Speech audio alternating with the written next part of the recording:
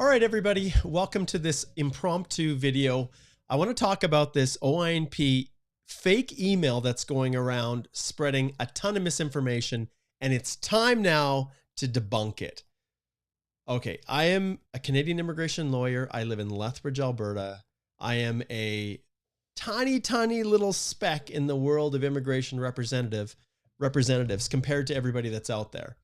But for some strange reason, people are now finding it quite interesting and fun to create fake emails and fake news to just scare people. And I never ever intended it to be this way. I never intended to create this platform to put people in a position where other people can use my name to actually create harm and misinformation.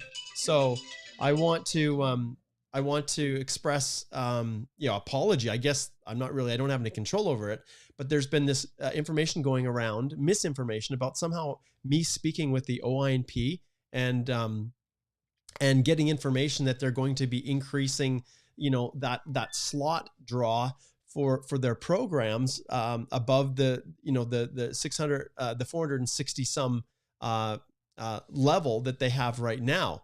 And so obviously I'm starting to get emails, and it was so strange. So this morning I got an email from an individual asking for clarification on something. Let's turn this off here. Got my phone going. So they're seeking clarification on this stuff. And I didn't respond. And then next thing I know, I get this other email from someone who did the right thing. They reached out to me. They asked me if I'd been, sharing emails with people, and excuse me, the people that book consultations with me, they don't do this. But here's what I want to show you. So this is what has been floating around, this email right here.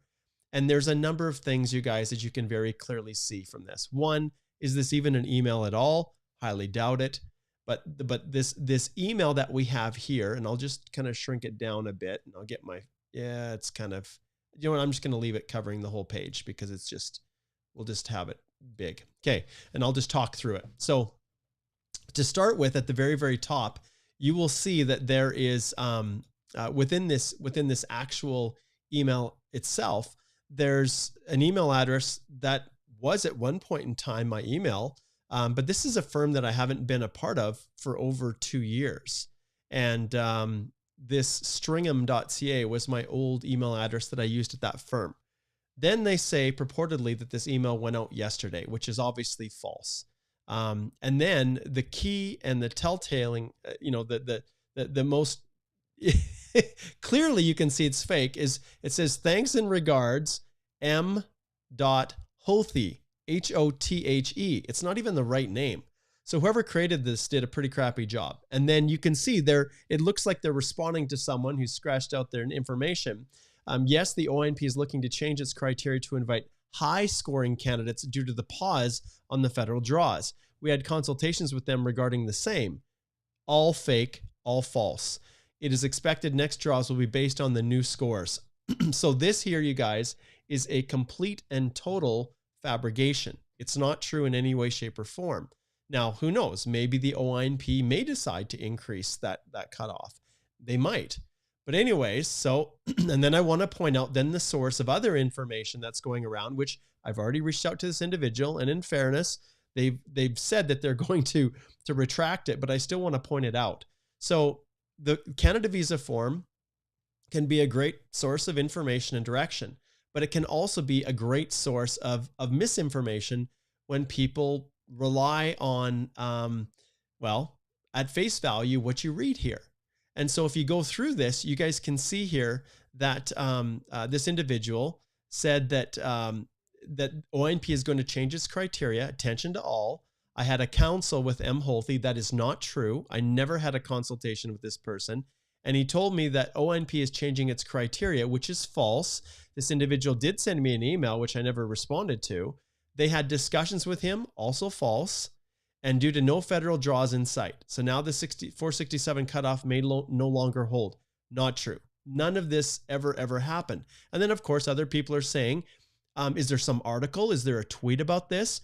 And this is the proper thing to ask. Then the OINP updates page. It's mum about this. Absolutely correct. Now, in fairness, the OINP is not going to advise people what they're going to do ever, but you always go back to the source of the information. And then, this person, great. Seriously, Ontario changing the criteria? Yeah, like question that stuff, right? Yes, Mark told me false that the council that consultations have happened between him and the OINP, false. Like this is completely false. They are deciding on the range. Draws can go on pause for some time. I am not working for the OINP. I am like any other representative out there who is sharing the information that I know. If I've heard of it firsthand from the minister, out of the minister's own mouth, or firsthand from the officers, or I know that it's coming from a report from some of my fellow Canadian Bar Association members or table officers where they've attended meetings with government, and then they report it back to our members. All of those I trust. But this, yeah, so if we keep going down here, have they ever posted future selection criteria? What are you smoking? Well, saying no. My question for you, and I responded to your emails, what are you smoking? Because we never had any of this. So yes, they've confirmed and they said they're going to take it down, but I know that there is a ton of misinformation that's being spread, and it goes like wildfire. I never imagined that that my little YouTube channel here, which is continuing to grow, we're at just about 38,000 subscribers now. I never intended for this to be a race to subscribers. I never intended this to be anything more than an opportunity for me to share what I know, and to give a source of information that people can trust. And so when it comes to express entry with all the crazy stuff that's going on, you guys know, like we're in a world now where it's really, really hard to know who you can trust. And that's why I do this. And that's why the information that I share, I make sure that the source of it is accurate. I'll go right back to the government website itself. I'll go back to, like I said, information that I've received directly from the officers in my meetings that I have. And right now I'm in a position where if I have a meeting with the government, the very first thing that I do is I share it with the other Canadian Bar Association members. I am the outgoing national chair. So I'm called the immediate past chair is my role right now. And I'm still heavily involved in all the meetings. But my first priority is to share it with all of the members of the Canadian Bar Association's immigration section. Once that information goes out, then I come immediately right here and share via Facebook, YouTube, whatever. But where do you go to create information or to be able to know that you've got information you can trust? Well, one of the things that I created was the express entry law. And there's a reason why I called it law private Facebook group, so that I could control the information that was being shared in here. And so the reality is I created this so that I could protect people from misinformation. And if people are sharing things in this group that are not true, then they get blocked and removed from the group. And, consultants are welcome, lawyers are welcome. Anybody who wants to join this group is welcome to do it. And it's a source where people can ask questions and at least have an assurance that if someone is posting something that's not correct, I'm notified right away, and we immediately remove that comment and block the person from the group. So I have a series of Facebook pages. We have a study permit law. We have a spousal sponsorship law that we just launched. We have the express entry law. And so we've decided to create these Facebook groups. And even though I know Zuckerberg took a big hit, and I've told you guys how much I hate these stupid Facebook because it never lets me post anything that people can see. Well, the reality is these groups are designed to be a safe place for you to get information. In addition to the Facebook group, another thing that I've been doing to try to at least help people is to create this newsletter right here. And so you can click on the link below to leave your email address, and then I will notify you when I go live. I'll notify you about any news updates, so that you're not missing anything. Now, I will give a big shout out to these guys over here, to Canada Visa, because their CIC news is really good. They've got some real professionals that are disseminating that information. And so I wish they do a little bit better job of maybe trying to monitor this, but how do they know, right? If someone's saying that M Hothe, which is me, Mark Hothe, is telling someone something, they can't really police that. So you have to be careful with these groups, because if you're relying upon someone to give you an idea or a suggestion about what's going to happen, always look for the source of that. Because if you don't, you can find yourself basically not sleeping at night because the information someone has told you, which is false, you have no way to verify it. And I'm an immigration lawyer. And if I'm spreading misinformation, you can report me to the Law Society and it affects my ability to practice law. It's as simple as that. So I go out of my way to try to help and to share and really to give you guys a notice when there's things that you need to be worried about. Now, what is going to happen with the OINP because of the express entry, the way that those programs have slowed down? Well, the reality is nobody knows. The OINP doesn't go out of their way to say what they're going to do with those slot draws and what range they're going to be pulling people from. They don't. They don't say that. It's entirely possible if they look and see that the scores are going to increase, that they're going to increase it. How do we know that? Because in the past, it used to be, in the 440s. Like they've always been traditionally a little bit under where the rounds of invitations are, where the cutoff is. And so we're not sure where it's gonna rest. And maybe with human capital alone, they felt this is kind of right in that range that they're looking for. And that's within their purview.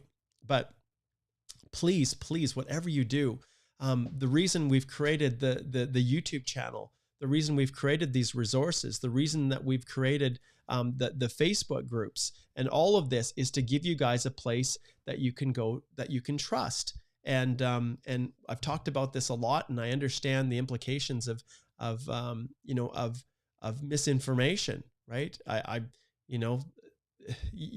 It affects your lives. So I also want to let you know that we're in the process of putting together a separate group that's a paid membership site, not on any of these platforms, that we're hosting ourselves within our firm, that for just a few dollars a month, people can come in and subscribe to it and go in there and to have a group that is actually a safe place, a place that we don't have to worry about any of these social media companies blocking or making it difficult for people to join, or and so we're creating our own. And so stay tuned for that. It'll be focused on permanent residence, express entry, things like that. And it'll be a paid membership site that just that won't really be a lot of money. It'll just be a small little amount for people to actually go in, and then also it'll allow me to have the ability to curate it and to manage it.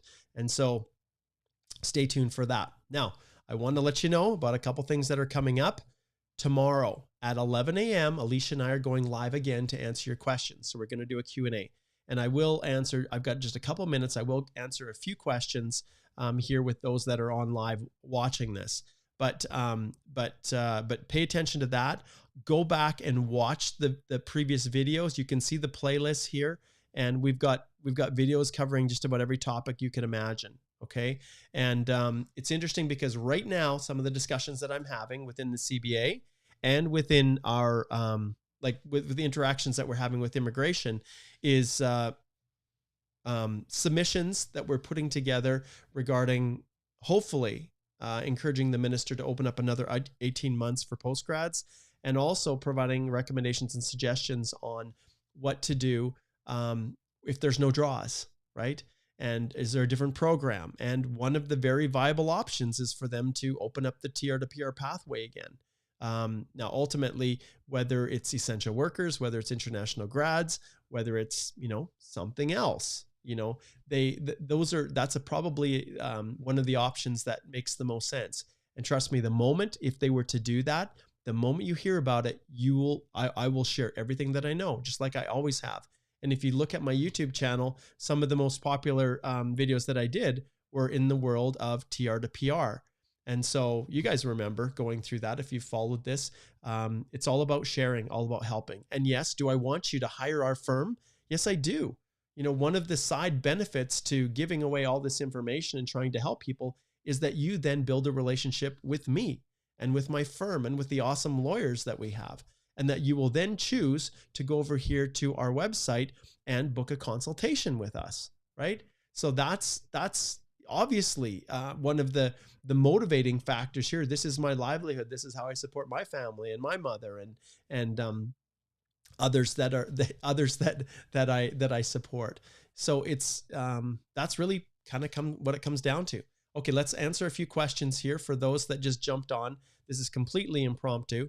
Let's see what we have here. So Imran says, Mark, can you please talk about the processing time difference between OINP inland and EE inland applications? Which one seems to be faster? Please, thank you. There is no, at least from my experience, when it comes to going through this process, I'm not seeing a significant difference in processing times. I'm not. But there are websites clearly out there that do track those kinds of things, and I encourage you guys to take a look at them. I should probably link up with those people and see who's hosting them, and because those are really valuable in a world where you can't trust what IRCC is stating on their website for processing times. Okay, Budika, you're very, very welcome. Thank you, Rohit. He says, hope you're safe and healthy. Appreciate your hard work. You're very, very welcome. And this individual, Algeria, North Africa, welcome. Kanav, Rohit, juicy title, by the way. It's a real title. And for those of you who joined late, it's this email that's circulating around. Let's pull this Rohit off. This is the email, which is a fake email. If you see this anywhere, I want you all to go back and link to this video and post it on that, on whatever WhatsApp group. Let them know this is Mark Hothe, not Hothe, that this is entirely fake. And so obviously I have to now take steps to make sure that, that we're trying to protect our brand and our identity from, from these identity thieves, basically. Okay. Rochelle says, is there any new program this year for permanent residents? Like we talked about, this is something that we're looking at. And yeah, the home childcare support, that one's a mess. It just is. And obviously the government is working hard to push everything online, but I'll be honest. There's in my spousal, the course that I just did for our spousal sponsorships, which I'm going to launch another one here in just a little bit. I can tell you that I do not use the portal for very, very clear reasons. I don't use it. I file by paper still because I cannot take the chance. And until IRCC cleans up a few things with the portals, I'm really, really reluctant to use them until I know that they're working. And so lots of people have other thoughts on it. Kanav says, got my PR and TR to PR. Thanks. Finally, I'll meet my wife after 2 years. I'm going to give some applause here. My medicals are okay. 2 experience on March 3rd. Do I need to worry to send to clap sound time? Okay. I need to worry. Going to send the passport tomorrow. Okay. Yeah. Congratulations, Kanav. That's awesome. Awesome. I'm so excited for you. And, yeah, on March the 3rd, my medicals are going to expire. Yeah. Do I need to worry? No, you don't need to worry if you're in this process. And remember too, that, even within medicals in most places, you can get those relatively quickly just because the demand for people needing medicals is not what it was when things were rolling. And remember, you guys, one of the reasons that people are getting so worked up about, these messages like this is because of what's happening with the rounds of invitations. And all of you probably saw and are very well aware, because I know this group is paying close attention to this stuff. The rounds of invitations, the P&Ps are happening. And that's why I've decided to launch on February the 13th. I'm going to launch the next version of, and let's just jump in here. And we'll go to, let's see if I can find it. Let's do it here this way. So when you go to the Canadian Immigration Institute and you see our courses, that's why I'm going to launch. This one is going to be in March, probably the next spousal, but the express entry is going to be on February the 13th. So you can go here, you can click on here to learn more, and then you'll see today that the cart will open up. So when it says reserve your spot now, leave your email address and we'll notify you once it goes live. But this registration for the Express Entry Step-by-Step course is going to launch just on the 13th, and it will go throughout that week. But I can tell you guys, as I find the right buttons here, I can tell you that within the Express Entry Step-by-Step course, it's ideal no matter how you come into it, whether you're a PNP nominated individual, whether you are an individual who gets an ITA through the regular process.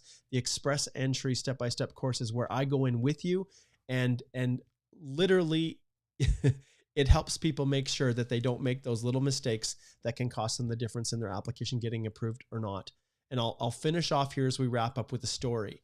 And the story is simply this. I had a consult with someone today who had used a consultant in Ontario. And once again, not all consultants are created equal. There are some excellent consultants out there, but there are a lot of consultants that should never, ever be being paid to represent someone. In fact, most of you that are watching here are well ahead of it. And actually, I'll give a shout out here to Andrew, because he's the one who notified me of this. So Andrew, thank you so much. He said, Mark, for answering to my email this quickly. We're all now less stressed as there are some legit news about PNP or OINP in particular. Be happy to hear them. So Andrew was the one who reached out to me. So big shout out to you, Andrew. I just saw you pop in here. So thanks so much, my friend, for pointing that out. And if you guys ever see anything out there, absolutely, without hesitation, notify me. Okay. All right. So back to this, the course, it's all designed to help you avoid those common problems that you run into. And this individual had hired a consultant who had just given them bad information. They'd obtained a certificate from somewhere in Ontario that they thought was a certificate, a trade level certificate, to get 50 points. And it took you guys over 21 months, I think, for immigration to ultimately refuse. And all along, the consultant was duping this person into believing that things would work out. And so then he didn't withdraw his application. He had more CRS points than he needed to get drawn under future CEC draws. And in his case, because of the world that he was in, losing the 50 points that he had been awarded for having a trade certificate, a trade certificate in one of the provinces, he's now back into the pool and running out of time and hoping that there's going to be another draw. Like, it was over a year, 21, almost 2 years of wasted time. And so one other point I'll give, if ever a lawyer or a consultant is giving you bad information, has mismanaged your file, is negligent in any way, or obviously encouraging you to lie or fail to disclose information, you have a duty to report them. I know that the law societies will crucify those lawyers. They will be all over those lawyers. They will take action. I'm hoping that the Consultant Association will do something. To this stage, nothing. I have seen very little, unless it's been like someone who's stolen your money in large quantities, and it's become a criminal matter. There's been very little that they've been able to do to police the consultant. So I'm hoping that the new regulator, and I'm hoping that things will improve, and I'm optimistic. But you have to be careful. You really have to be careful. Okay, zipping down there. So thank you to Andrew. Kanav says, got my PR. Okay, I think I've already responded to Kanav's. And yes, I think I did. And so, yeah, I'll give you that applause again, Kanav. Okay. Good evening to Divine. Good to see you back again. Okay. Abdallah. When it comes to self-employed, dentist doesn't fit within the PR self-employed category. So when it comes to if you're trying to go through express entry as a self-employed person, then what I want to do, and I want to point you guys out to this, because many people don't understand on the YouTube channel how effective the search feature is. So when you go in here, you'll see that there is a search button right here.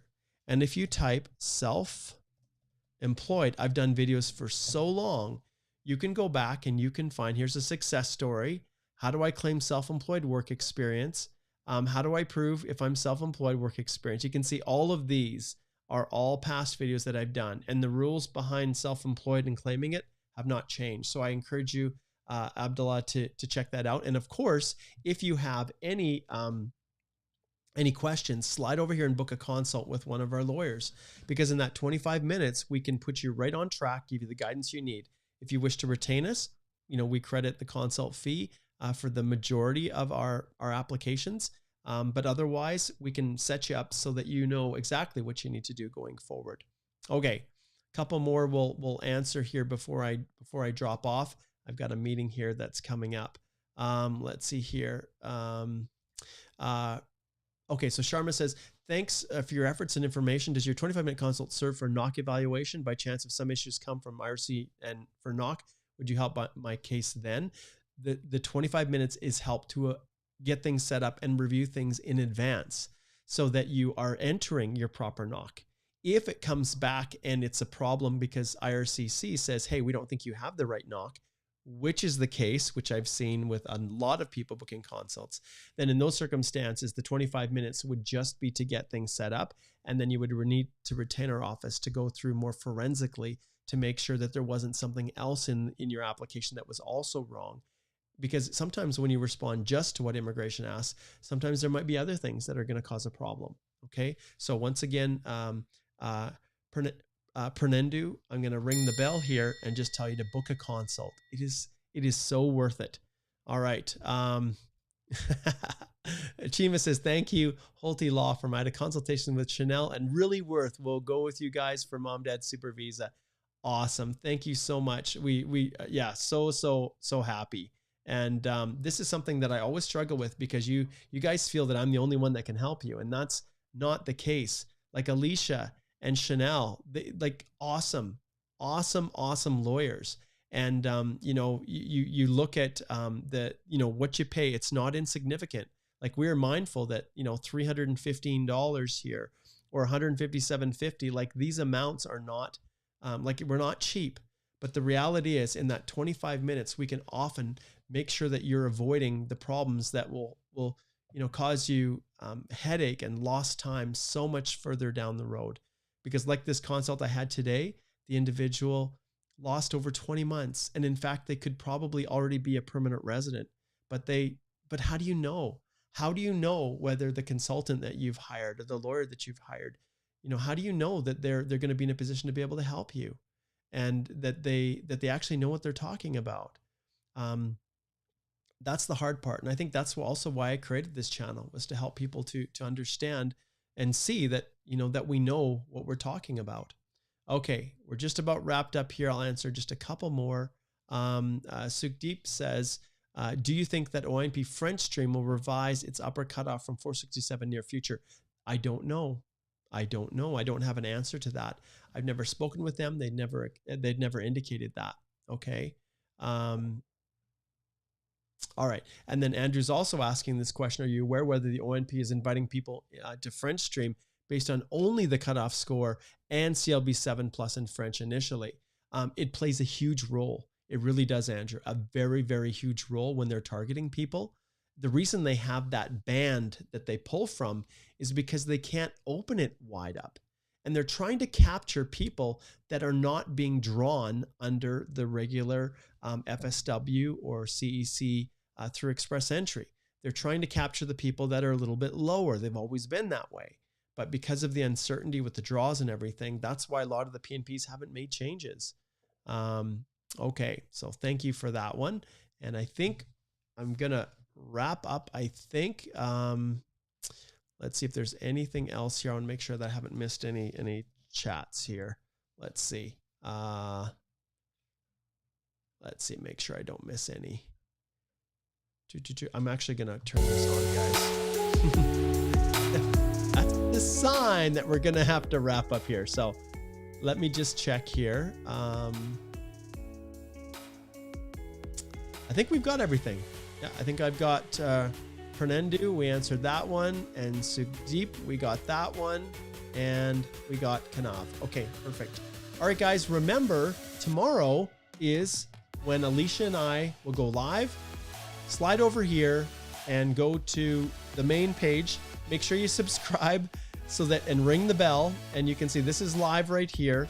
And then Alicia and I are going to be going live tomorrow. So, yeah, so we're going to be going live tomorrow, and I don't think there's anything really. We've got our playlists and everything. Yeah, we're going to be going live tomorrow, so go check it out. 11 a.m. Now I'm like going all over the place here. There we go. Okay, here's the schedule. There we go. Upcoming live streams. Set a reminder and join us. Okay. Thanks so much, you guys. Hopefully that helped to disabuse. Remember, go post this link on the other channels where this misinformation has been posted. And hopefully, people that did post it will be publicly shamed. And those that were, misrepresenting things, they've learned their lesson and don't do it anymore. That's my whole, that's the whole story. All right. Okay, guys, take care. Mark Hothe, Canadian immigration lawyer, ex-immigration officer, and former high school teacher. Signing off, wishing you guys all the best as you navigate this crazy world that we call Canadian immigration. See ya.